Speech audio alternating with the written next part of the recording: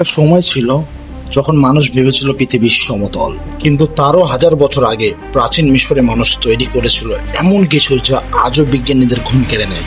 কিভাবে তৈরি হলো গিজার পিরামিড, কারা ছিল এর নির্মাতা, আর কি রহস্য লুকিয়ে আছে এর গভীরে।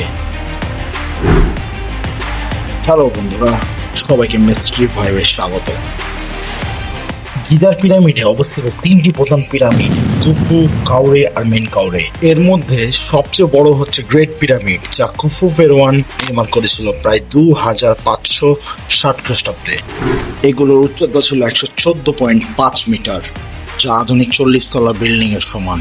এই পিরামিড প্রায় 23 লাখ চুনাপাথরের ব্লক দিয়ে তৈরি, প্রতিটি ব্লক 2 থেকে 3 টন ওজনের। আজকের দিনে আধুনিক যন্ত্র ছাড়া এই গঠন তৈরি করা কাল্পনিক, কিন্তু প্রাচীন মিশরের মানুষজন এটা কিভাবে করলো?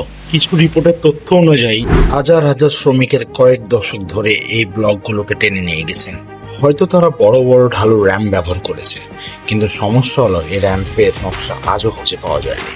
শুধু তাই নয়, পাথরের ব্লকগুলো এমন নিখুঁতভাবে কাটা ও বসানো হয়েছে যেন কোনো ব্লেডের ধারও ফাঁকে ঢুকবে না। সে সময় কিভাবে তারা এত নিখুঁত জ্যামিতির কাজ করতে পারলো? কেউ বলেন এটা এলিয়েন প্রযুক্তি।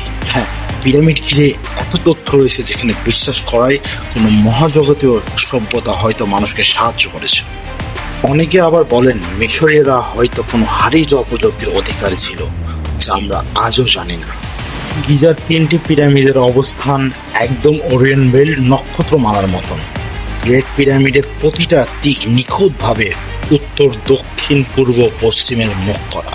এই নিখুঁত দিক নির্দেশনায় পিরামিডের উচ্চতা ও প্রস্থের অনুপাত, এমনকি এর অবস্থান, সবকিছু পৃথিবীর অনেক বৈজ্ঞানিক তথ্যের সাথে মিল খায়।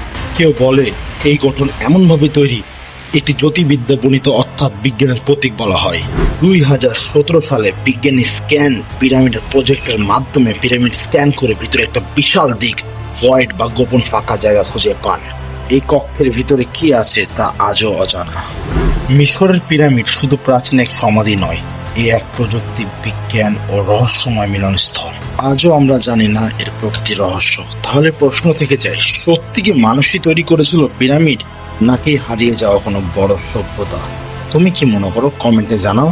নতুন ভিডিওর জন্য চ্যানেলটিকে সাবস্ক্রাইব করো এবং দেখা হবে নতুন আরেকটা ভিডিওতে।